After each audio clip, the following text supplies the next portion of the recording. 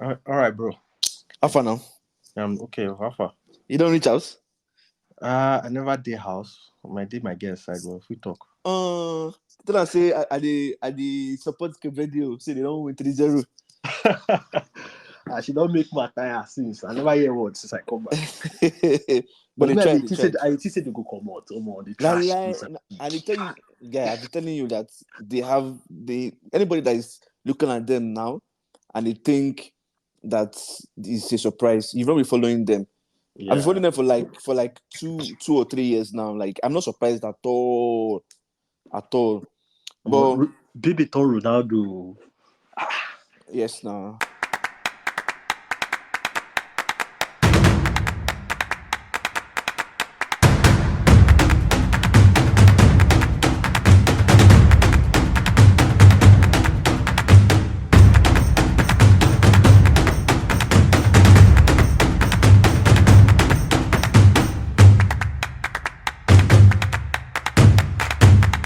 welcome to another episode of Bias Football Takes. I am your humble host, Oluwaseun Winsala.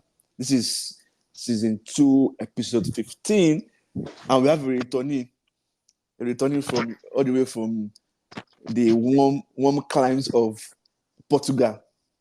Yeah. I be in Spain. Yeah, you are in right now. No, I'm in Portugal. I'm in Portugal, Ronaldo's country. in this country. I mean, just the chop life. Yeah. We have Mamus back on the show today. Yo. Welcome back. Thank you for Yeah. not Thank you. allowing me to do this alone, ride alone. So today we have a lot to talk about. We have the weekend review.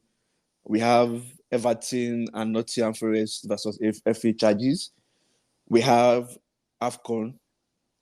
We want to talk about. So our main topic today will be how medicals are done before transfers are made, or after transfers are made, to conclude the last requirement for completion of transfer, the medicals that needs to be done.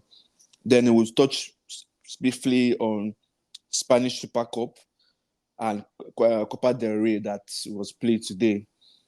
Then one of very few, one of the most controversial topics ever, I think, in world football, unquestionable, is Messi and winning Ballon d'Or and world best. Yeah. I mean, that's personal to me. Then we end the Yeah. show with our usual fashion with the weekend preview. So, how's it going now? Yeah. Everything is fine. Everything is okay.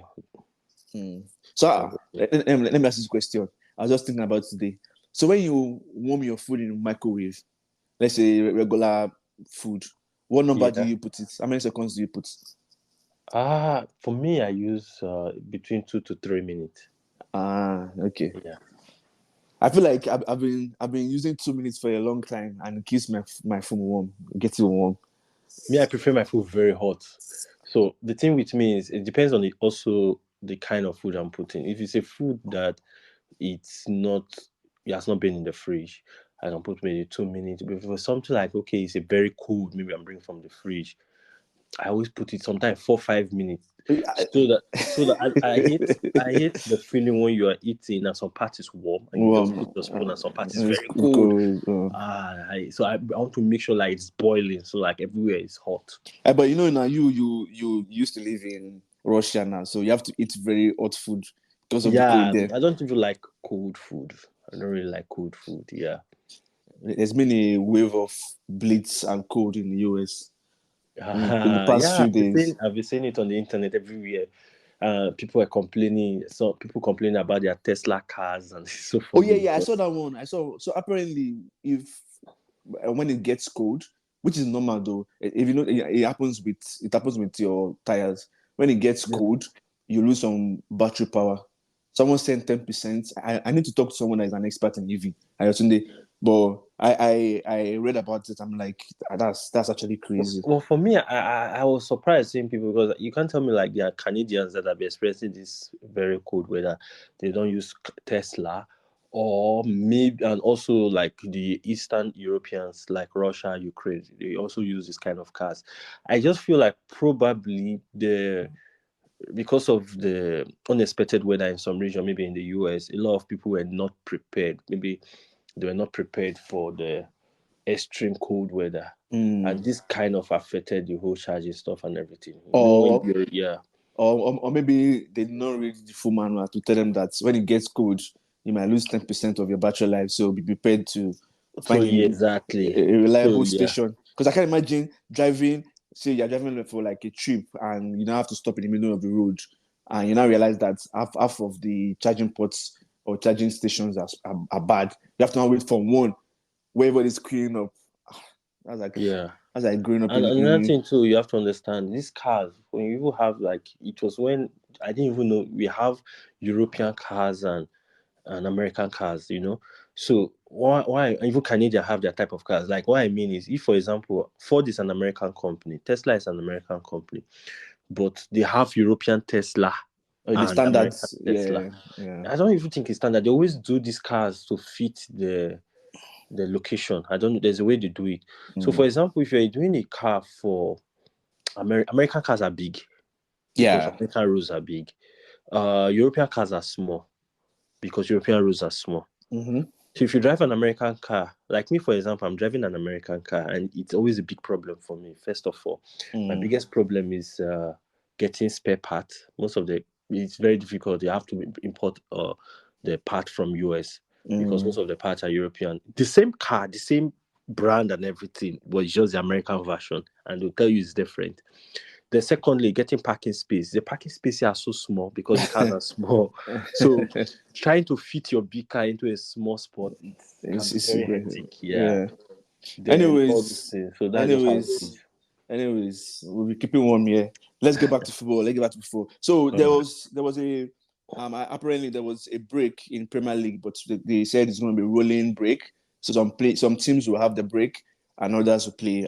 When others are resting, teams that are rested previous week or previous weekend will play. So this past weekend we had Burnley Luton play, and it was 1-1.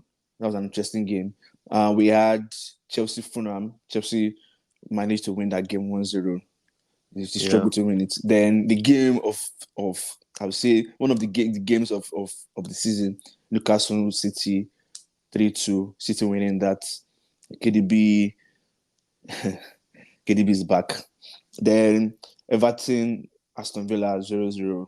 Everton outplayed Aston Villa, to be honest, but they were very, very lucky not to have lost that game. Then Manchester United versus Tottenham 2-2. So which of these? Let's just pick one, and so because we have a lot to talk about today, let's pick one and talk about which of those games piqued your interest. The Man City game versus Newcastle. That was a very interesting game because of the return of Kevin De Bruyne. Man City. One thing Pep I was able to do is they lost Kevin De Bruyne for half of the season, but they tried to make sure that they were not, even when they were not in form, they were still around the other teams. They didn't give themselves too much gap from the other teams. The return of Kevin De Bruyne is like signing a world-class player in January. In January, yeah. Exactly. Now, crazy. You won't believe. There's something people say, oh, Pep has the best players, this, that.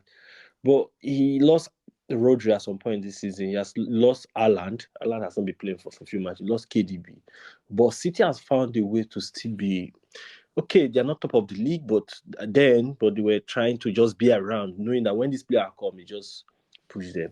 So if the second half of the season can get KDB, Rodri, and Haaland back, if you forget it in England. Wahala. You know what's funny? You know what's funny during that game? Yeah. At 2-1, I was on the phone with one of my friends. It was like, just watch. KDB is gonna score. And I was on the phone. It was like, just watch. KDB is gonna score and he's gonna assist in this game. I was like, well, it's not out of place, but I was like, it might happen, might not happen. Trust me, when he assisted that goal last minute, I was like, of course, it has to be him. Did you see post-match interview? I can't remember. What did you say? About his goal. That guy is so intelligent, football intelligent. He said he saw this guy, is it Fabian Schär? He positioned his leg. He knew that if he placed the ball in between the leg, the keeper would be very slow to Nonsense. react. Yeah. And he just did that and it worked. You know what's annoying me? I was telling one of my friends, I was like, you people know KDB very well. Why were you guys backing off? Like, why were you guys backing off? You just passed the ball into the net. I'm like, are you kidding me? What he did was, he didn't even use it, was not short. He just passed They the were just ball passing the net. into the net. How? They're all backing off. He used, like, why are you backing he used off? Shah to cover the cover, ball. yes. The keeper cover. So Shah was the one covering his goalkeeper. The keeper didn't even see the ball. It was annoying, man. I was like, you cannot, like, it's KDB. Go close.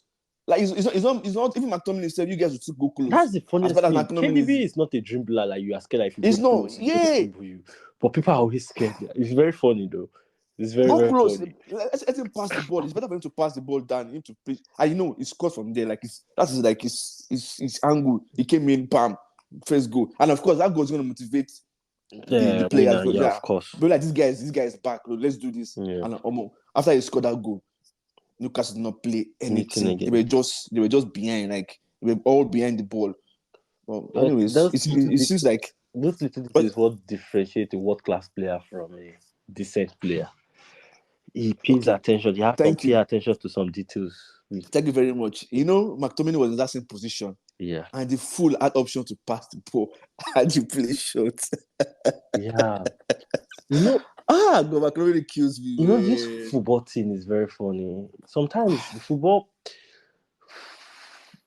I still feel like what's football quality. I feel a lot of people can play football. Some people can be technical, some people are athletes, but everybody can pass the ball. But I think when to pass, the decision making is what separates the 100%. I agree with you. The world class from the average players. Yeah. Yep. Decision making. I agree with you. I agree with you. Yeah. I agree with you. And that's one of the things that I feel like is important for me if I want to be a manager.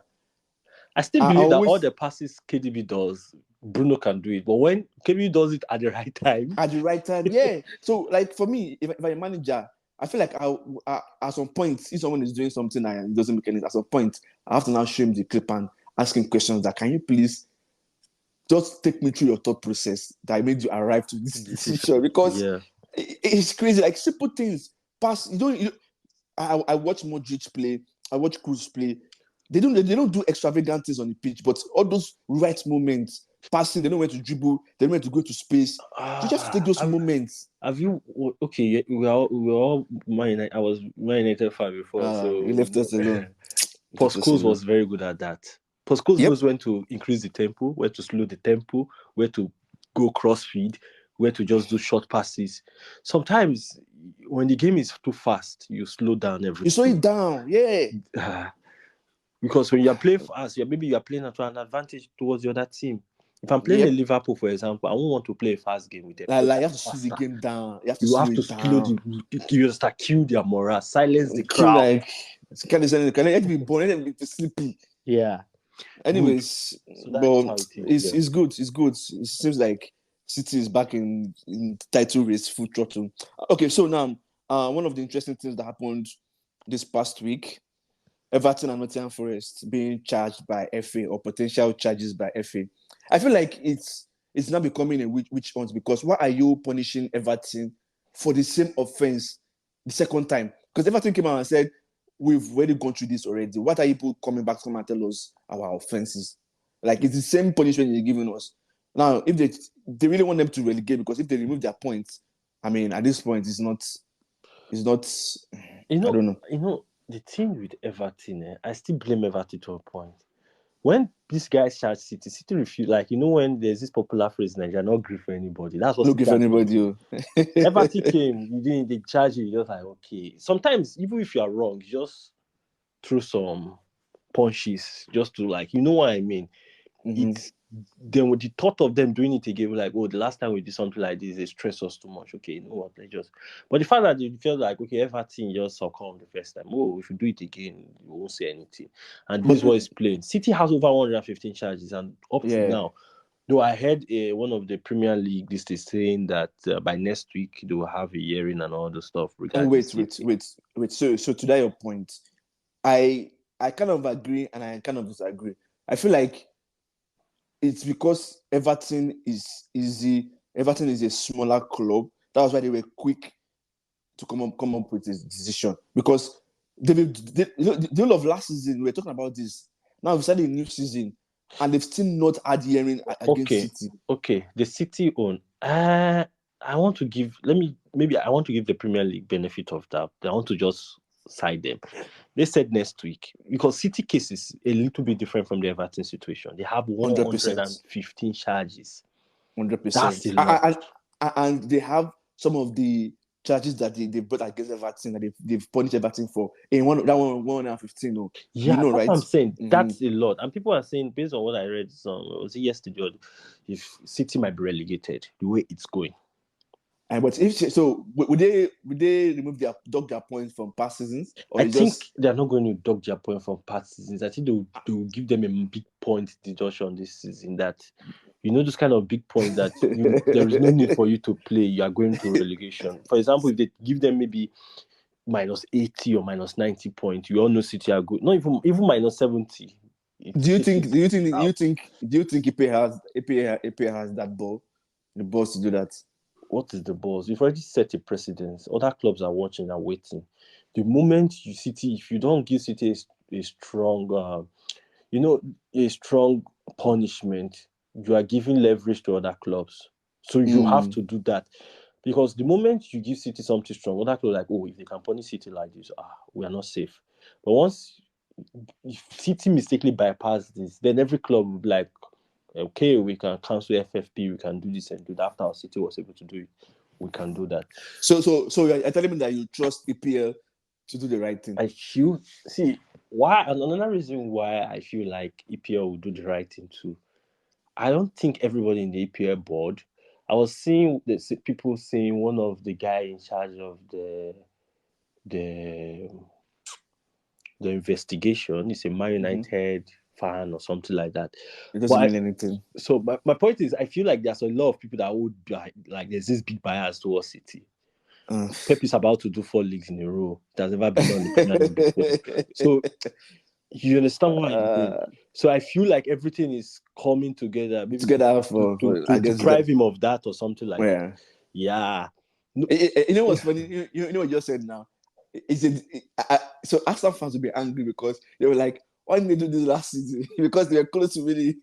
Yeah, but they still have the opportunity to. If I'm Arsenal this day, we've seen the way situation is playing. I will try to be at least above Liverpool. Forget about City, because no matter how he plays, so that even if they deduct point, I should be the next. It's going to be very funny that the City is beat deducted point and Liverpool now wins the league. It's going to be bad news for Man United fans.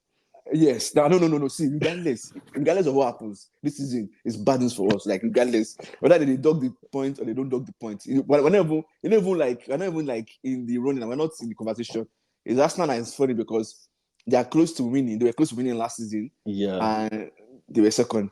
And if they had deducted the points last season, they would have won it. Yeah. But this season that they only now deduct the points, they're not far from the summit. Yeah, I don't think they are. I cannot wait. I don't really think they are far. They've lost just this last.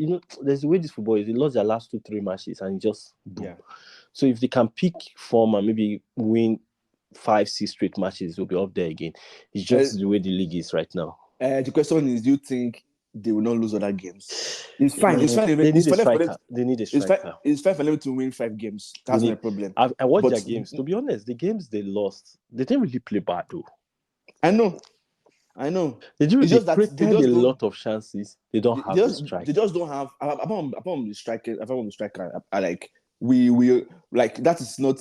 I cannot say their problem is just under the striker. Yes, they need the striker, but I feel like they've gotten to a point where they need someone, not necessarily a striker, someone that'll be like, I want to carry this thing on my head. I want to be mad. I want to play shots. The moment I saw like this guy was available, I told them they should go for him. Forget his Benzema. Benzema? Yeah. Forget his age.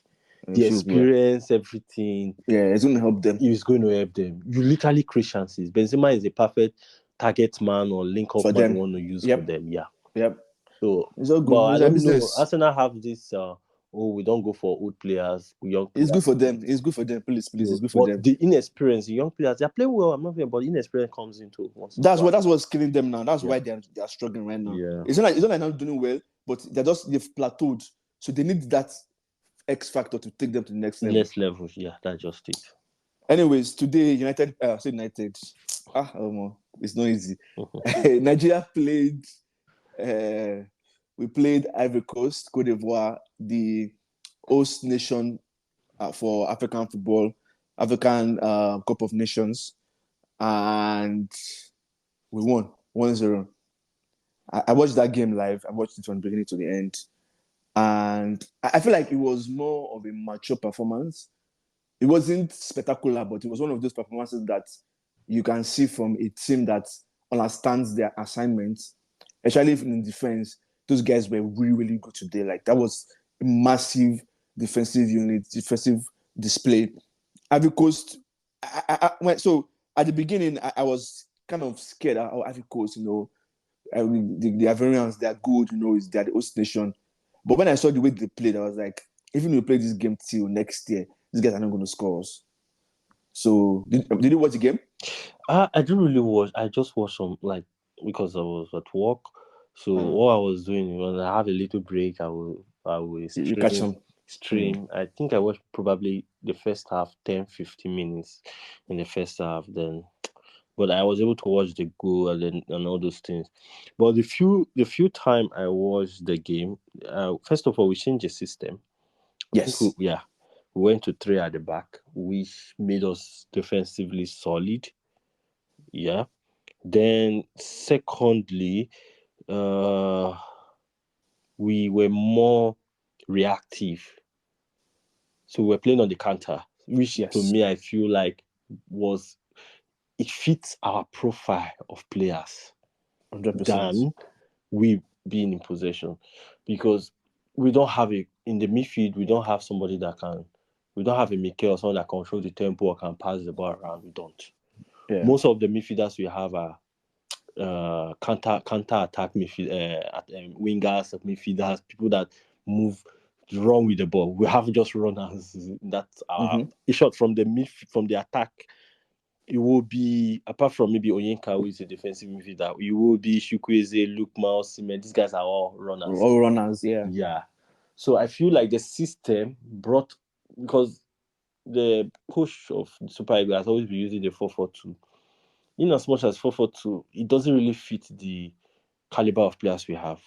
Since we have more players that like to run behind or players that like to run with the ball, I feel like if we want to win this tournament, we don't need to play nice. We just need to play a compact type of football. 100%. Compact type of football. Make sure we don't concede. Then run counter attack. Trust me, we can beat any team in Africa with this kind of setup. 100%. We had a lot of chances. So Osimhen missed a lot of chances. No. Osimhen missed one. Then I don't know what happened to these guys. They couldn't just pass. It's like I'm watching United again. Yeah, that's another thing too. They were clearing the ball. They were not passing. They were clearing each other in front of. And I saw like the attackers had a lot of space because there was one part I watched in the first half when the corner kick and the all players were going to defend the corner kick and the coach came out and said, no, some players should come to stand out. And the moment they cleared the corner, we're already having opportunity to counter these guys. You understand? We are literally faster. Osimhen, the goal that Osimhen missed, he ran behind the defense. Yeah. Osimhen that's another problem. People watch him in Napoli, but I watched Osimhen. Osimhen might not be the best finisher we are thinking of. But I think I understand Osimhen's style. I feel Osimhen is more of a Drogba than which person, Van Nistelrooy, a person that's got plenty of love. He knows now. Why do you think it's always the thing with Osimhen is he will disturb your centre backs. 100%. Yeah. But I don't think sometimes that's what you want. I don't think Osimhen will give you 30-40 goals per season. No man. He's kind of striker you want sometimes. Like, okay, so as I was saying, we had about Osimhen's misses. We had chances where our attackers were on the counter attack, and those guys couldn't just look up to make that final pass for someone that was open to just tap into the net. We should have scored like 3 goals from the counter. Just exactly. So I think that's something we need to work on towards our next game. Hopefully somebody has noticed that. To watch and notice that. And this guy played well today. Look, man, I'm actually impressed. He played well. Like he bowled. I feel He bowled today. look, I've watched Lukman. Lukman is a good player. He just Bowled. have this. Luka has this body language that makes him not look. Yeah. His face. Like, He doesn't have not that footballer interested. swag, so people don't feel. He's actually a very good. I watched this guy in Atlanta. Even at Atlanta, he was last season. He was one of, if not their best player. But everybody were talking about Oiland. Of course, it's the PR and everything. But Lukman, who was their winger, was called more than the Oiland you guys bought for. No, I know. I was telling one of my friends. I was like, Atalanta, Lukman was the guy, and probably the guy. I know. I've seen some of their games. Quiet personality. Maybe his agent is not the type that talks a lot. You know what I mean? He's just like there's some footballers that don't have PR. Let me just put it that way. He bought today. He played ball. Yeah. Then this guy is it Nottingham player that which one? Ola Aina. Oh, I know. Yes, yeah, I know. He tried. I bought. Yeah. No. See, all of them played ball today. Especially those defenders. The keeper, the Bassi guy. No. Bassi, yeah. No, they played. I was really impressed. I was like, okay. I was like, I was scared of the Ivorians. Like, what was happening? And because they were at home. But those guys, if I played it tomorrow, they will not score. They won't score. No, I think one of the reasons why a lot of people were scared of Ivorians, they said there was a statistic that said Nigeria has never won against Ivory Coast in Côte d'Ivoire. Yes. So we just broke that record today. So I think that was the reason people were thinking. Then I saw the Ghanaian Egyptian game. No, that game was interesting. I didn't watch the match, but it was interesting. It was fire. Like, one thing people said was if Kudus had played the first game, they would have won it. Yes. You know, Kudus. Like, regardless of what's happening around him, he will do what he's supposed to do and he will go home. He will go home, yeah. That's who he is. Like, I've known him for a while. Like, that's who he is. And I don't know why. Like, I don't know. But Ghana needed to win the game to have chance of qualifying to the next round. Now they drew, so they only have 1 point. Unfortunately for them, they are facing what's it called? Equatorial Guinea. Yeah, basically Equatorial Guinea. No, not Equatorial Guinea. Sorry, Mozambique. Sorry, Mozambique. Mozambique. I don't like calling Equatorial Guinea. You know, facing Mozambique. You know, the Mozambique versus Cape Verde game tomorrow is going to be very funny because these are two Portuguese-speaking countries. Yes, they have a lot of them. Yeah, I know that I have friends from these two countries. Yes. The Cape Verde game was very annoying because in as much as I wanted Ghana not to win, I didn't expect them to lose to Cape Verde because this is a country of 500,000. I was telling someone now. I say Cape Verde is not like they put all the population together. It's not up to Accra. I said it's 500,000. Let me tell you how bad it is because I have a lot of them here. There are a lot of them here. I can even tell you that almost 1/4 of the Cape Verdeans in the world are in Portugal already. You understand?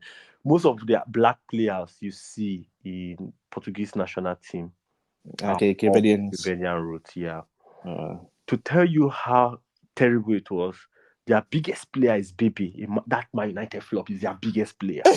Do you understand how with the whole team? But another thing too, I was not expecting Ghana to beat them a lot because in as much as you see it, they were being colonized by a football country, which is Portugal. They have some of the players play for the Portuguese league.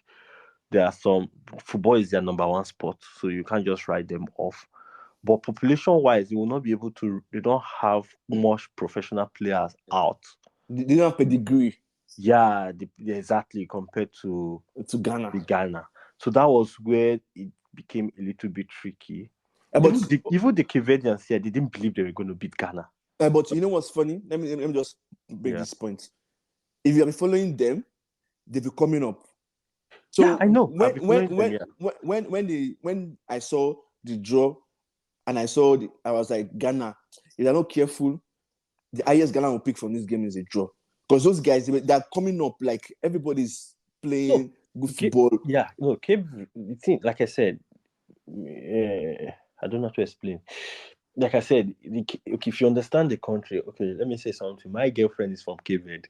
So you, You understand? They're like my in-laws, your people. So, yeah, if you look at them very well, they are not your average African. If you Yeah. look them, yeah, they are mixed with Portuguese. They are mostly mixed with Portuguese. That's why they are not like black like us. If you look all of them, they have different styles here and everything. Yeah. It's an island. They're a West African country. It's an island in the Atlantic Ocean. So they're surrounded by water. The only way you can get to Cape Verde is either through flight or through boat. You can't drive to Cape Verde. Oh. Yeah. It's a very small island. That country didn't even exist Oh maybe wow. 300 years ago. So it was an island that the Portuguese people, when they were slaves, discovered and brought slaves from different parts of West Africa and put them there. So sometimes I used to make fun of them, like, you guys don't have history. You don't even know where your ancestors are. You could be Nigerian, you don't know. Yeah. You could be from Senegal, you don't know. But the only thing you know is your parents or your ancestors were slaves that were being brought from other West African countries and being put there. So, but over the years, they've been trying to build their sport. If you pay attention, maybe you can check this later. Their basketball team, first ever, they qualify for the FIFA basketball. Yeah, the first time ever, just last year, 2023. And now you see their football team improving. So they'll be trying to build their uh, their sport in the country. Yeah. There's some investment there trying to build up the country. Not just even sport generally, because a lot of people don't know them. So their government are trying to we are here, you understand? Come. Then secondly, there's something now that is very trendy because my girl was telling me, like, because of their population, they are trying to give birth to a lot of kids so that they'll have more people. Also, we need to give props to the refs. Yeah, they be doing really well. The African refs have actually done more, like, beyond my expectation. So far, I don't think there is any big scandal, scandal. Yeah, compared to 2 years ago. 2 years ago, I even feel like they've done better than the European refs or in situations like this. The last time we had almost a scandalous-free competition is the FIFA World Cup. Yes. Yeah, so but so standard, yeah. And another thing that I need to point out is that the quality of game, the quality of play has also improved. From the few games I watched, you can tell that, I mean, it's normal for you to see one or two lapses here and there, but so far so good. There's been, I would say this is like one of the best tournaments that AFCON has put together in the past 4 editions. The thing about this AFCON is the smaller countries are picking up, so you can feel that football is growing, not just among the football countries, but even the smaller countries that you see they're putting up fights. Nobody is just giving up like, okay, I've lost the game. You see them fighting to the end. So that is good for Africa. And with the new World Cup competition that you said they might increase the slot. So hopefully we'll see more African countries in World Cup competitions in years to come. Yeah. And speaking of which, so someone tweeted something. I need to go confirm, but just on the surface of things, the person tweeted that 104 of the players in this AFCON were born in France. 104 players were born in France. 25 were born in Spain, and 15 in England. So only Egypt, Namibia, and South Africa are the countries that all of them were born in their countries. So it's crazy. We have a lot of import and export happening, which is, in a way, it's kind of good. But so it's good. I think maybe that kind of showed the improvements in the quality of play. Yes. And also it's good that now we have players who have the opportunity to represent other nationality, but decide to choose Africa. Compared to years back, it's a change in the whole mindset of the African players. Now a lot of people are beginning to identify with the African culture, which is good. Yeah, it was even today I found out that Calvin Bassey is a British guy. was Yes. born in the UK. Yes.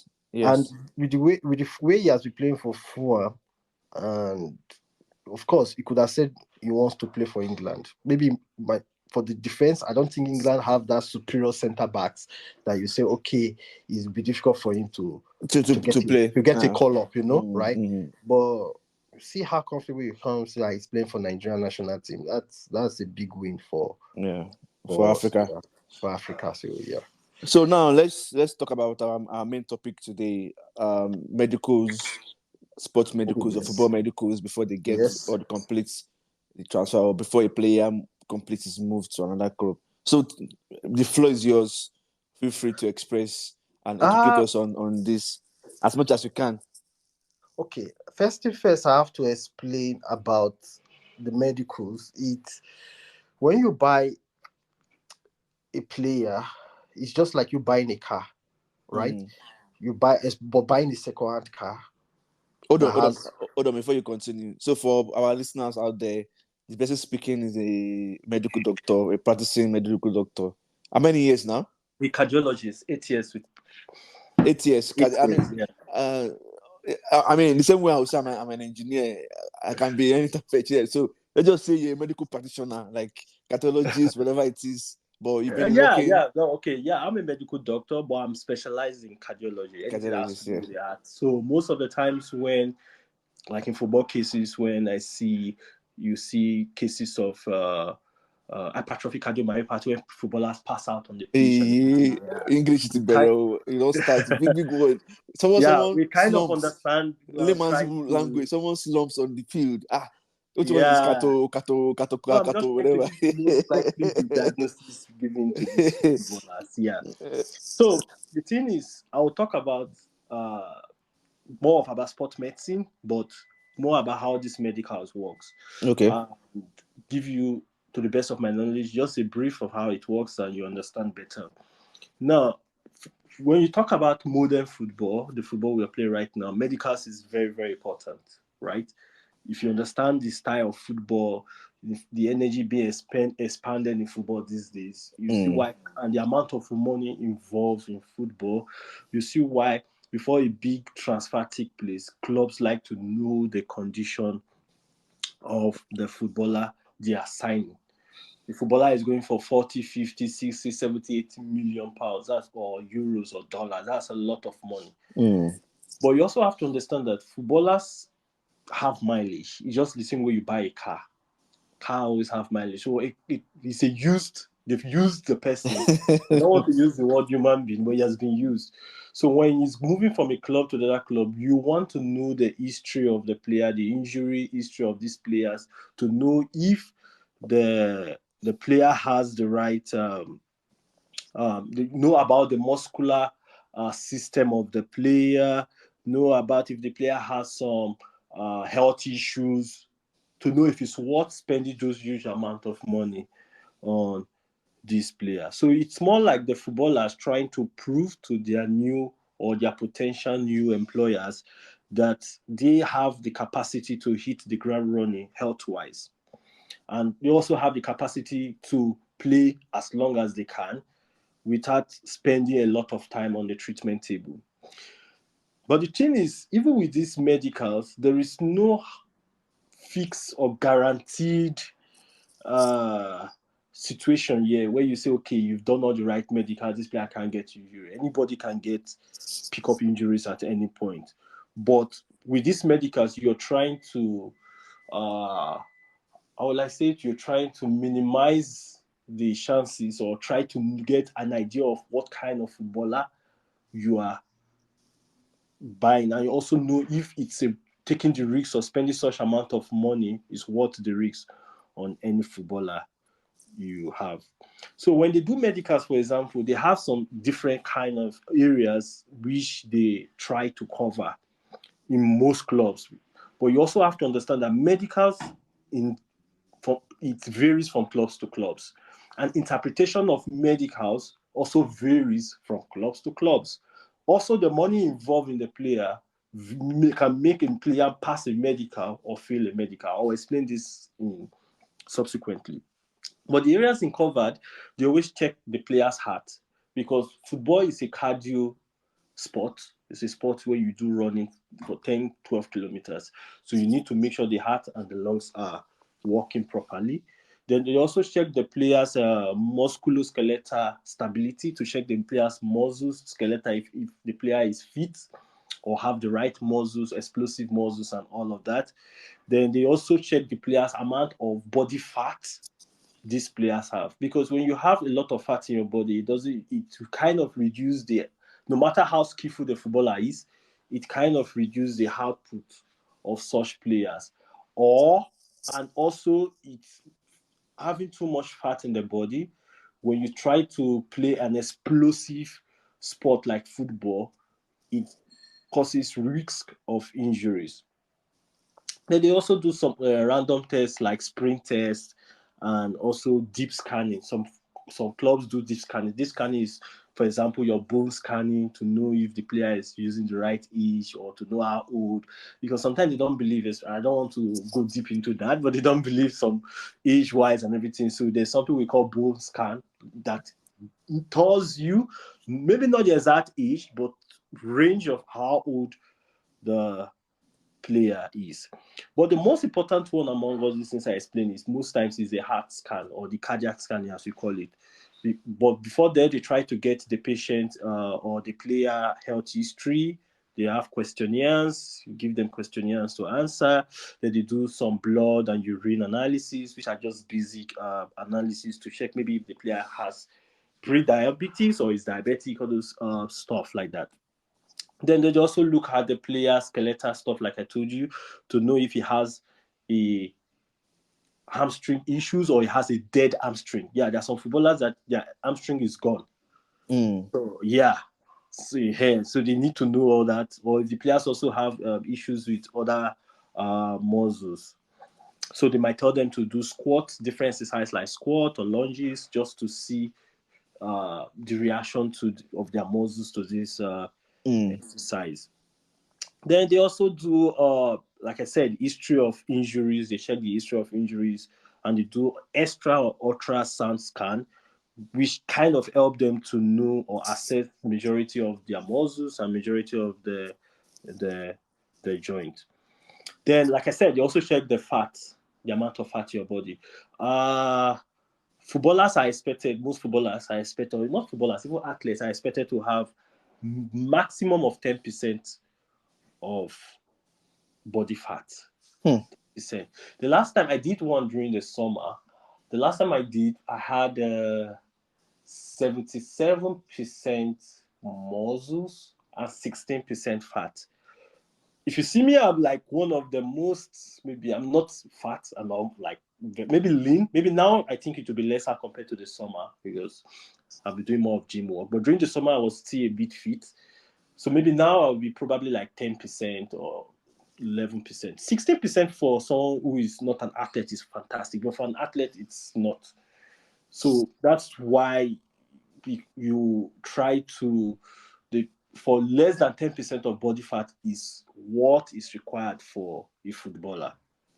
So these are things that they try to check. If you have more, then they have to put this, and the club is willing to sign the player maybe based on the player's quality. Then they have to put the player on special training, different from the others. Then there are other medicals they also do, which are basic, like the footballer vision. If you imagine a footballer that has a problem with that is short-sighted, for example, or a player that is long-sighted, he can't see who is in front of him, or he can't see far away. Of course, you need to know if the player can't see. If you can't see far, how do you pass the ball to his teammates? Yeah, I think there was one time this guy had Manchester United goalkeeper also had a high problem. Not even Scholes, yeah, David De Gea. Say had the high problems too. Yeah, they do have. Their human beings like us, they can develop high problems at any time. So imagine if you're a goalkeeper and you can't see the ball coming, you can't see the ball from far. You can just imagine. Yeah, or your vision is blurry. You can't see who is your head. These are things that can happen to anyone. So they try to check all that, the vision, the hearing, even dental tests and all those things. So my question for you is, how come we've not heard anyone failing medicals in past. So I would say like 10 years ago, we used to hear that, oh, this player failed medicals. But recently, we've not been privy to that information. All right, I will tell you something. One thing you should understand is there is no definite answer as to how every club draw up who pass or who fails their medicals. So every club has a different rule book when it comes to passing or failing. There was a situation. Player goes to a particular club, they tells you he fails medical, he goes to the next club, maybe in a few days, and the other club says he passed the medical. Yes, I've seen that happen before. Yeah, it happens. So, like I said, there is no rule book. Every passing or failing of medical depends on the club, depends also if the club is willing to take the risk or not. One thing I can tell you for sure is there is no footballer that doesn't have a dysfunction, one of the dysfunction, right? There's no how you're going to do all these tests I just mentioned. Everything is going to be 100%. Come on, you're not a machine. You understand? But now, based on the results, that depends on the club to decide if it's something worth taking the risk. Like I said earlier on, the quality of the player and the amount of money they are spending on the player will now make the club determine is it worth taking this risk or not. For some clubs, they might look at it, okay, this player has hamstring issue, but his quality, let's gamble on him. Why some clubs will say, no, you're not going on with this, right? So some clubs can do the bone scan, for example, and say this player is maybe, according to the bone scan, is 5 years or 6 years older than his age. And you say, no, we're not doing this. And some clubs are like, we don't care, we need him. This is what we want. So it depends on the club. So passing or failing, there is no parameter or there is no specifics that you can say, okay, if you don't get this, you failed. If you get this, you've passed. Each club has their own rule book. So what it means is one man fail could be another man's pass. One club fail, it could be another club pass. Okay, so another question I have is, how come? Because I've seen a situation where I think was it Evra, Evra or one other person left United and went to another club, and they discovered that the person has been struggling with a particular type of injury, and they were able to resolve that injury. How come the medical staff of certain clubs cannot find those injuries and resolve the problem? Okay, that's a very good question. Now you have to understand that not every in medicine is a very broad discipline. Yeah, it's a very broad discipline. That's why we have specialists. You know, when you introduced me as a medical doctor, I told you I'm a cardiologist. What it means is, if a woman has maybe a problem with fertility, please don't come and meet me. I have a general idea, but I'm not deep into such problems. I'll recommend you to a gynecologist. If someone has cancer, I will recommend you to a oncologist, because these informations are a lot. But if you have anything that has to do with the heart, as long as it has to do with the heart, meet me and I will solve your problem. So what it means is we have a lot of specialties, and even within this cardiology, we also have something called subspecialties. So now I'm a cardiologist, but I'm also an interventional cardiologist. So I'm more into situation where I need to help people with maybe if you want to fix pacemaker or defibrillator, implantable defibrillator, okay, that's when you come to meet me. We have other people called preventive cardiologists. Those are the ones that try to help you to prevent heart attack or prevent heart failure, all the stuff. We have different type of cardiologists within the same specialty called cardiology. You understand? So in football, we also have sport doctors, but each of these doctors also have a subspecialty where this guy could be good, maybe he's good in kinetics, and this club have such type of doctor, whereas the other club does not have. So you are in a situation where you have a problem, but your club doesn't have that specialist to detect this problem.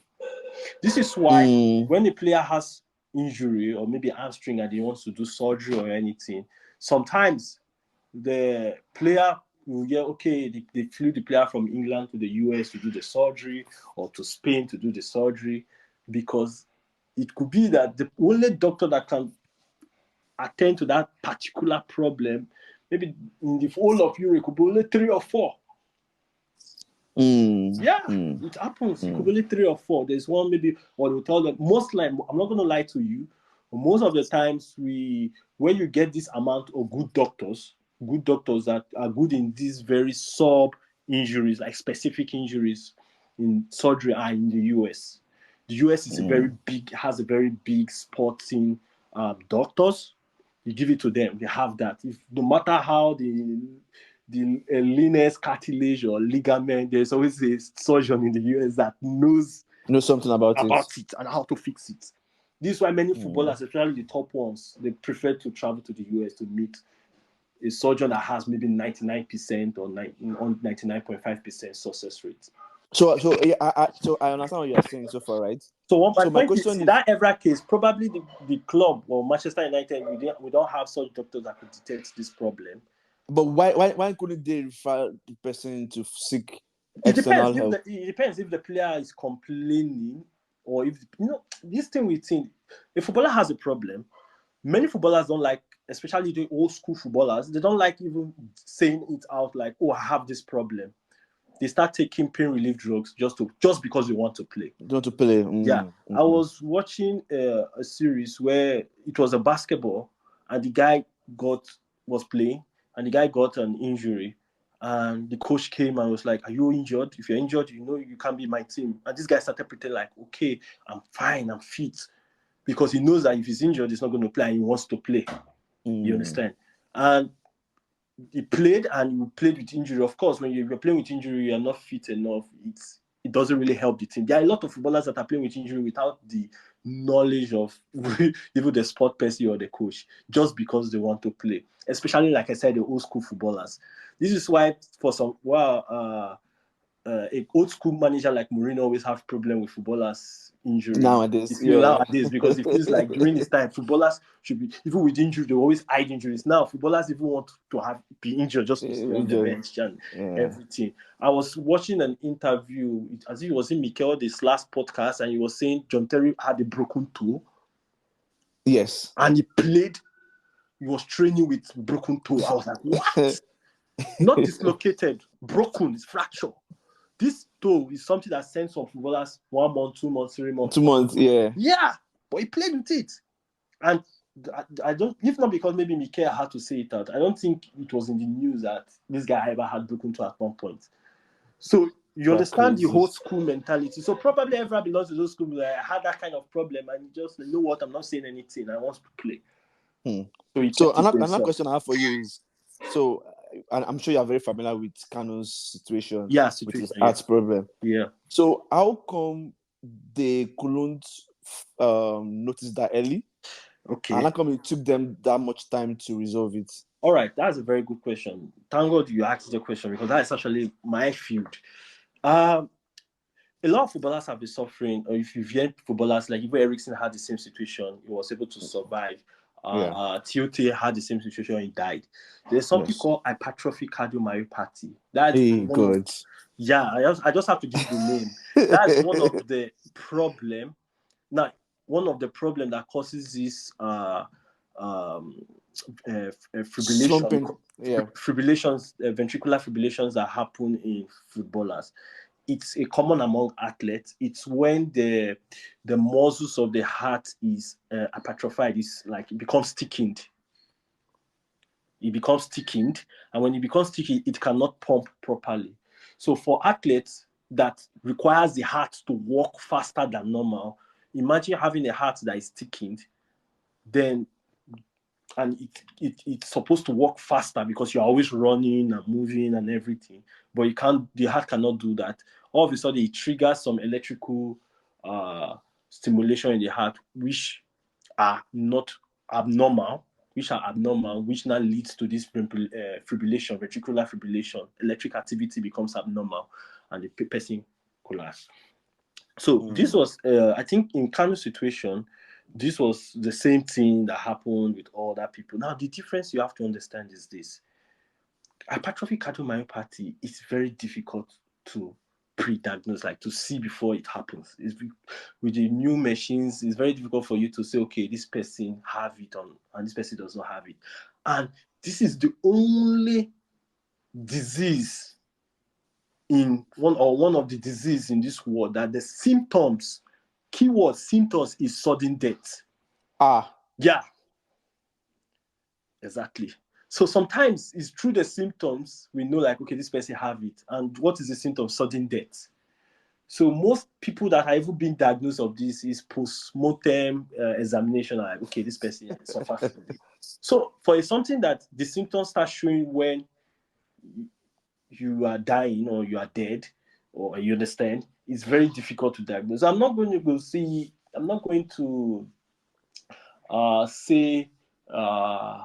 why is it happening, this or that. But only one thing I'll tell you is it's more common there's some genetic affiliation with this disease. It's common among blacks than the whites. And it's also, so most times there's something we call genetic screening. But it's very hard for you to do it in football, where you ask the patient, do you have history of sudden death in your family? But how many people were able to know, you understand? That's the cause of the death, sudden death or in the family, nobody knows. You know what I mean? Yeah, so it's very, very difficult. And the thing is, if you are not an athlete, you might have this problem. You might actually have it, but because you are not an athlete, you will never suffer from it. But you can suffer from it when you work out, right? You can only suffer from it when you do a strenuous physical exercise. Hey, voila. Do you understand? So what I'm saying is, somebody might have taken heart this thing. You understand? And as long as it doesn't do something that makes the heart pump very fast, like when I mean strenuous, like football is very, very, you call it a severe exercise, severe intensity exercise. Yeah. What about going to the gym? Like working out, going to the gym, that is not a cardio exercise. Unless maybe you are doing cardio, like running on treadmill at a very fast speed. Do you know how intense the intensity of football is? Okay, so wait. So can it happen to like regular pickup games? Regular games like what? Pickup games, when you just play like sets. Like I said, it depends on the intensity. You know that these are our regular 5-a-side. Sometimes the intensity is different from professional football. I agree. First of all, the pitch is professional football is big. You are running. Do you know how many kilometers these guys cover in 90 minutes? If they cover 13, you see fastest run at 13 kilometers, 12 kilometers. And they're not running like slowly. It's they're like sprinting short every sprints, time. Short sprints. So that's explosiveness. Yeah. That's why it always happens among athletes. You never hear of this kind of situation. So, okay, it happens maybe in minor situations, but more common among athletes. Okay, so wait. So are you saying that Kanu did not have hole in his heart? Because I remember them saying he had the hole in his heart. Okay. Then the Kanu situation, I was about to go there. Now the Kanu situation, I brought up this cardiomyopathy situation because of this. I just want you to understand, like, if you see a footballer like Eriksen and all this is having, there's no way they could have detected it before, even if you do regular tests. Then the Kanu's own, you also have to look at the timing and the era. Yeah, that's the right word. The Kanu own in his heart then, medicine was not really that advanced as now. Sports medicine was just at the beginning stage then than now. Somebody was telling me something that if Ronaldo was in this era, they could have found, with his type of talent and quality, they could have found a solution to his recurring injuries. They could have found something. But me personally, I still feel that Ronaldo, back the Brazilian Ronaldo, I still feel like if he had worked on his diet, maybe Ronaldo it's like the present Hazard. He has this very thick, sure.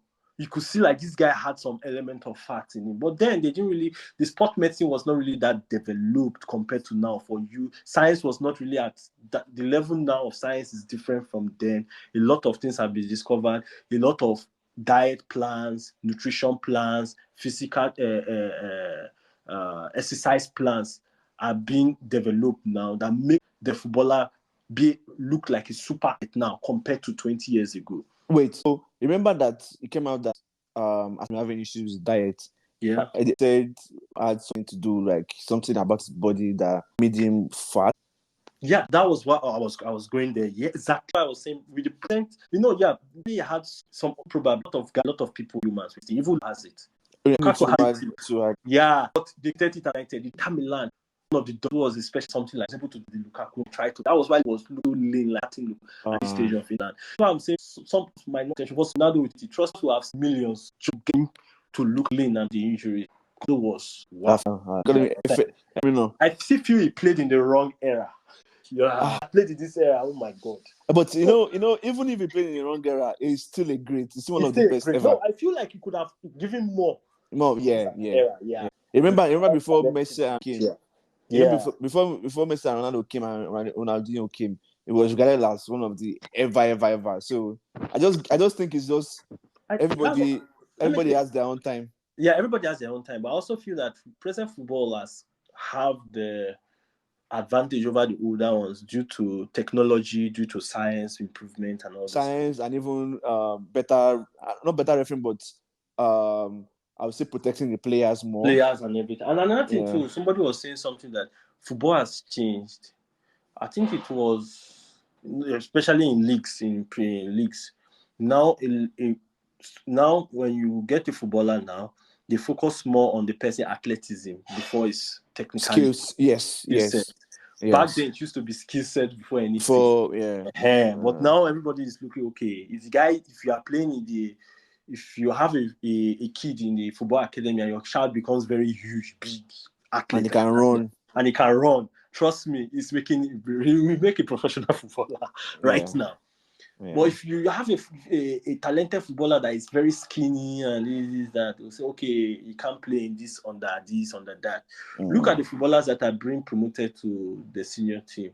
They are already physically developed. Yes, tall, huge. They might not be the best technical wise, but the fact that you can handle yourself among the Premier League. Like, for example, this guy in Brighton, Evans Ferguson. Okay, he's good. Yeah. But that guy, have you seen that guy? That guy doesn't look like he's 17 years old. No, at all. Yeah, exactly. So that's just how the present football is right now. Anyways, this has been a very good topic. I've learned a lot, man. Yeah. I've always been interested in this, and thank you for giving us a nice expose. So let's move on to our next topic. Spanish Super Cup final that was played in, I don't even know where they played. Was it in Dubai or Saudi Arabia? I think it was one of these Arab countries. Yeah. Did you watch the game? No, I didn't watch the game. I didn't watch the game. Yeah. It was after United's game that I switched over to the game. It was explosive. It feels like Barcelona is kind of regressing, and you can tell the difference. You can see the gulf in class between them and Madrid. Madrid, they're like, for every time they attack, it felt like they were going to score. Because those guys, their attackers are just... I think I'll tell you something there. One of the... I think we've had this discussion about director of football. Yes. One of the underrated, I want to use the word underrated because everybody just assume like, okay, it's fine. But I still feel it's underrated. Director of football is the Real Madrid director. He guys knows how to... what's his name again? Florentino Perez. You have to give it to him. He knows. Wait, is he director of football? He's the president of the club, yeah. He's president. He's the president of the club, but of course, every decision has to pass through him. Yeah. The one thing I like, he's not the owner of the club, he's just the president, right? Yes. Now, Barcelona had a previous president which messed the club up. They're paying ridiculous wages to players. When we start seeing the wages they were paying to players just to get these players to play for them, it's kind of backfired now, which made them enter into bankruptcy. Now, you had a situation where you couldn't pay for players, you couldn't buy players, but because of the pressure of we must win the league or we must win the competition, last year, when Javi became the manager, they started going for older players. Free agent were older players just to it was like a patchwork. I don't know if you understand. Yeah. And they went for Lewandowski. Lewandowski is a good player. Don't get me wrong. When they bought him, he's a good player. But Lewandowski is, by signing a 34 years old guy as your main striker, in the next 1-2 years, it's going to be off. It's be off, yeah. And this season showing like it's not the Lewandowski of last season or last 2 seasons. And this is the problems that Barcelona is facing right now. They went on loan to get Joao Felix. That's an expensive loan. Yeah. I still don't understand. You understand? The release of players. What I felt Javi or what I felt Barcelona would have done was the moment you have a financial crisis like this, push out the guys on big wages. Accept that for the next 2-3 years, you might not win something or might not even win the league. Okay, it's fine. It's rebuilding. Messi left your club. You have a big player that left your club. Just accept that we're in a rebuilding phase and try to build with the young players you have. But buying older players just to cover up the patches and everything, where you don't have the money, it's not kind of a problem right now. What sounds like? Who has almost similar problems? Just guess what club that comes to mind that has similar problems with Barcelona. No, yes. Manchester United, of course. Thank you very much. Sounds so familiar. The only good thing that Manchester United have is they have the money. You have the money. That's it. But it's Manchester United. Yeah. And the thing is, so you said that they should go back and sign cheap, not cheap players, but like affordable players. They should build affordable and build up the team. But remember, the fans will be on their. But you have to. Now, this is where you have to explain to the fans. How many expressions do you want to explain now? Okay. You explain. Okay. Javi came first season and won the league, but now he's doing bad, and nobody remembers that he won the league last season. Nobody cares. Nobody cares. That is the standard of Barcelona. I understand the standard of Barcelona. If you don't win the league, you are almost off, like you are a failure. That's the level they have. But you just have to understand that they lost one of the greatest players ever, and it's going to have a big effect. But it's been a while though, so. What's the excuse? So what I feel, Real Madrid, by the other side, lost some great players, but the signings they've been making is very funny and very effective signings. Yes, now. They lost Benzema, but it doesn't even with that, you can still see like, okay, Real Madrid don't spend 200, 300 million. Haven't you noticed for the last 3-4 years in the transfer? They just go for one superstar and buy some other small players. Very good, but those small players are good players. And they are good players. They're not like and the name players. Real Madrid, everybody wants to play for Real Madrid. So it makes it easy for them. It makes the negotiation a little bit easy. See Mbappe, I won't be surprised. Mbappe going to Real Madrid for free. That's like the deal of the century. Yes, you now. Understand? But they didn't rush. They could have paid maybe 100 million to PSG. And PSG have released him. But like, you know what? Let's wait. Because you have the financial fair play situation, which is not only affecting Barcelona, it's also going to affect Real Madrid. So they know their capability, and they are trying to see how to add quality to their team without this. Another thing too that Real Madrid has over Barcelona is Real Madrid know how to. They always know when to release a player. I don't know how they do it, but they know how to do it. I mean, they're a big club now. So like they know when the player is okay. You've done your best. Now you can leave. They know when. And but Barcelona used to be able to do that before, though. But now they are messed up now. They are messed up now, yeah. They're messed up now. Real Madrid releasing Ronaldo, to me, I felt they released Ronaldo for 100 million. That was the best deal. Like yes, now, yeah. When they released this guy at the right time too. People were like, "Oh, I'm not saying Casemiro is not a bad player, but they knew like, okay, for this time, his age and everything, it's coming down." Varane, everybody was like, "Is Real Madrid crazy?" But they know how to, and these are income. These transfer fees are also income to them. That helps them to balance their books. So, but they didn't release Modric and Cruz. These are even way older than Casemiro and this team. That's why I said they know the right players to release and the right players not to release. But you know, when those two players leave, well, I can't wait. When those two players leave, they're going to. It's going to be a problem, but it's not going to be a big problem like the Barcelona problem right now. I hope. I still they have good midfielders. The Valverde, the Bellingham. They're not as they don't control the game. But they can also they will grow. Okay. And another thing too, don't underrate Real Madrid. They might be looking at one top midfielder and they just sign. Okay. That's Real Madrid for you. Real Madrid don't care the quality they have in their team. If they see something good outside, they go for it. That's true. That's Real Madrid for you. Okay, speaking of Spanish La Liga and their mess, Messi, and world best.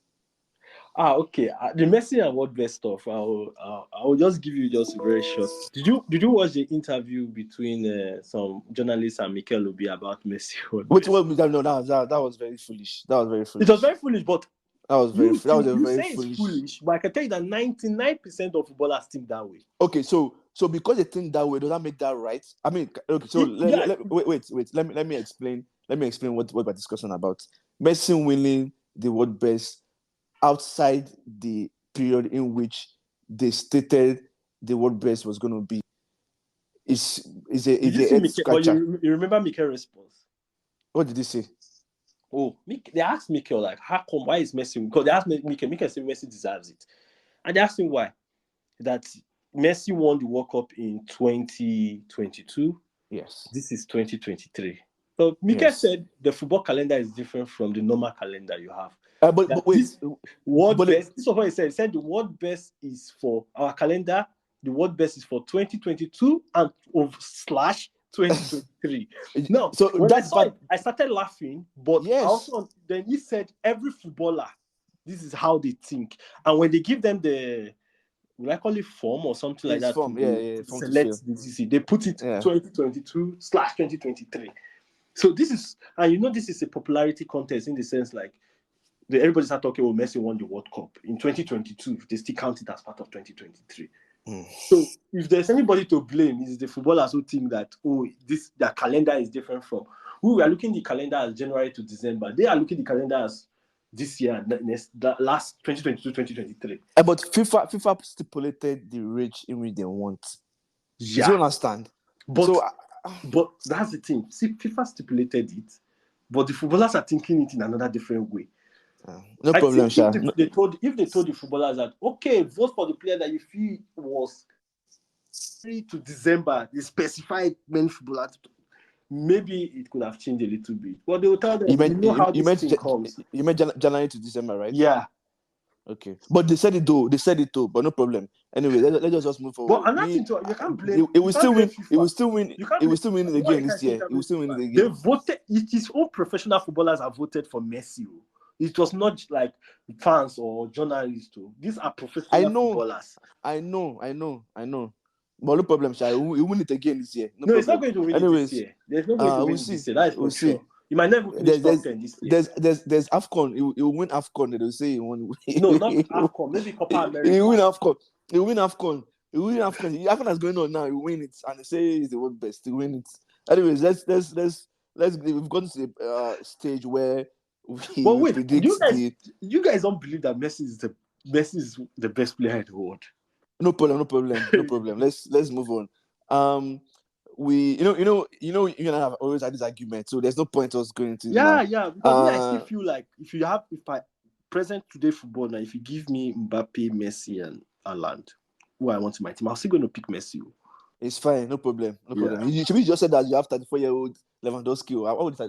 I said right 34? Now. I'm not saying that maybe in the next 1 year Messi will still be the same. I'm just saying right now, based on quality now. That guy is a phenomenal, really. Okay. Yeah. Okay. So some of the teams are going to be playing this weekend. There are those ones that did not play last weekend that went for their vacation to rest. They are back. Okay. Before I say this, did you hear the news about Varane going on ski holiday? No, I didn't hear about that. Oh, so apparently there's a veto that they told players in Manchester United not to go for any activity that might, in quotes, injure them. Varane went to a skiing resort with his family. He wasn't skiing himself, but he was there videoing and relaxing. People, now, how it is when it comes to United. They're saying, so what's annoying me now is that they're saying, oh, Varane might need to apologize to T.O.W.N. I'm like, are we in? Let me explain something. I think Mourinho talked about it and about Manchester United, and maybe me leaving Manchester United to support another club. I understood how a club was being run better. Now, when I started, Manchester United was the first club I ever supported. So, and then Ferguson was the only manager I ever knew. Ferguson was the club was the club manager, was the club director, was everything, right? But modern football is not that way. You have a director of football, you have a club president. When it comes to discipline of players, the other clubs, they don't leave it in the hands of the manager. They allow the club as a whole to deal with it. Manchester United is still the only team that still gives it to the manager. This, especially the Sancho and Ten Hag issue, shouldn't have been the manager decision. It should have been the club decision. To remove pressure from Ten Hag. Now they put the whole pressure on Ten Hag with that. Yeah. They're saying that Varane will have to go and apologize to them. He needs to apologize to Manchester United, not to Ten Hag. If you exactly, like are we in a military era? That, anyways, that's the news. So Arsenal is facing Crystal Palace. It's an early kickoff game. Who do you think is going to win that game? Normally Arsenal should win, but early kickoff, there's always a problem. Especially coming back from vacation. Yeah, they're coming on vacation too. Yeah, there's always a problem. But I think Arsenal will win the game because it's Emirates. So let me give it to them. They've lost too much. They can't go one. They need to bounce back at some point. Yeah. Anyways, okay. I mean, I'll give them. Arsenal will win. Arsenal will win. I'll just give them. Brentford, Forest, Nottingham Forest. Oh, that's a tough game. Brentford at home. This guy's back. Yeah, Brentford is at home. This guy's back. Everton is back. Maybe I'll give Brentford just because Ivan Toney is back. Just give that a little lift. Yeah. So that's on Saturday. Then on Sunday we have Sheffield United versus West Ham United.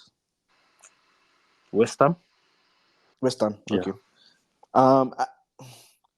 I feel like it's going to be a draw because West Ham they are struggling right now. Their level has dropped a little bit. There's no Kudus at home, and they don't have any striker. I think Bowen is injured too. But I feel Sheffield are terrible. Anything can happen. Anything can happen, yeah.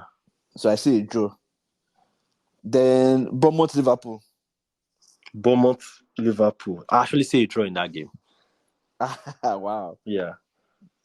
That's going to be a tricky time for Liverpool without Salah.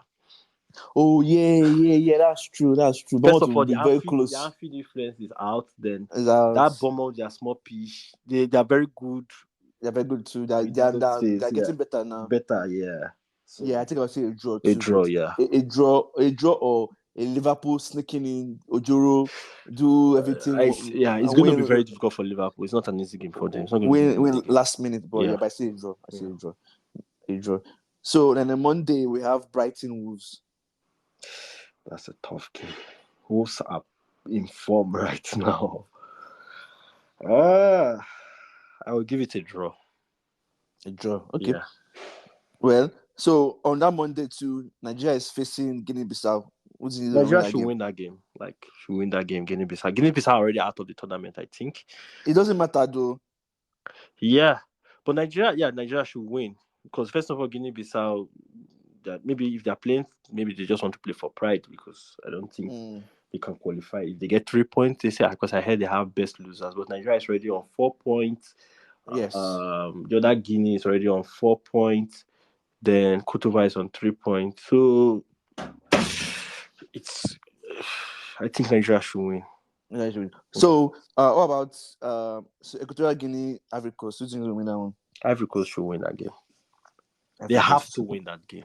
Well, Equatorial Guinea, they are good. And Ivory Coast, I don't know. I don't really trust those guys, man. They don't look. Yeah, they just play, but they don't have the cutting edge. The only why I feel like they might win is because they are the host. So plus everything, something must happen that day. You can't. You want to lose if the host is going out in group stage, for example. That's the end of the tournament. That's the end of the tournament. You're not going to get far. You understand what I mean? Yeah. So everything is going to plus everything. Yeah. Okay. So our country, Cape Verde and Egypt. Okay. Before today, I actually felt Egypt should to win. But I saw something like Cape Verde have already qualified. So maybe that, and they're already top of the group 100%. Yeah, so they might decide to rest players for that game. So I'll give it to Egypt. Egypt, okay. I see you join that game, Sha. Yeah. I don't think Cape Verde want to reduce a little bit. Then was a big Ghana. So one competitor called Ghana the Black Super Eagles. Oh no, Black Eagles. Yeah, Black Mozambique. Eagles. Mozambique just Black need to Stars. see. The funniest thing is Mozambique needs a draw in that game to qualify. Ah. Ghana needs to win that game to Mm. qualify. Okay. So I think Okay. I would go for a draw. Okay. Mozambique, Ghana, yeah. That's going to be a tough game, but I go for a draw, yeah. Okay. I think Ghana, yeah, I say a draw in that game too. But Ghana might win because they played well. It's just that they couldn't just You it's know, just that Egypt is kind of good too. yeah, but another thing too, now Ghana is under pressure. And I don't think that pressure, they're way more under pressure than Mozambique. Now, when they need a win, and Mozambique needs a draw. So there's a way it works, this kind of things works. Where So if Mozambique gets a draw, that would be best loser, right? yeah, they'll fall on that because they'll get 4 points. That best, I think they should go on that best losers here. No, if they win or if Mozambique wins, it will be If Mozambique 4 wins, they get points. 6 points, yeah. No, they get 4 points. No, yeah, it's true. Yeah. You get 4 points, yeah. So the two teams needs to win. Yeah, so they both need to win. Then I think maybe Ghana might edge it if the two teams. Exactly. Yeah. Exactly. I feel like Ghana might win that game. Yeah. Anyways, thank you very much. Hopefully we'll get you back to continue the medical and the science part of sports. Sorry to interrupt you. You said Egypt draw with Cape Verde draw, but Egypt needs to win that game. Yeah, because if they draw, it's just 3 points. It will draw. If they draw, that's 5 points because you have 2 points already. If they draw, it's another 1 point. That's 3. Oh yeah, that's 3 points. Yeah, you're right. Not for a football country like Egypt. That's it. No. Well. So maybe you want to review your prediction regarding. I mean, but if Cape Verde is still stubborn, I don't think Egypt would. Well, Egypt might win because they are a footballing powerhouse in Africa, but anything can happen. We'll see. Anyway, Salah is injured, so maybe without the Salah. That he ran away from war. He's always doing it. Yeah. Always doing it. Anyways, thank you very much for coming no problem. on this episode. Hopefully, we'll get you back to continue the expose on sports science and football medicals and anything surrounding the science and medicals of sports general. All right. And yeah. Thank you. Have a good one. Yeah. Take care. Yeah. Bye. Yeah. Bye.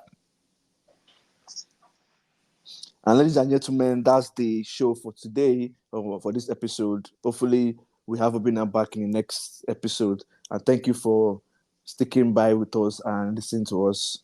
Ciao. Ciao.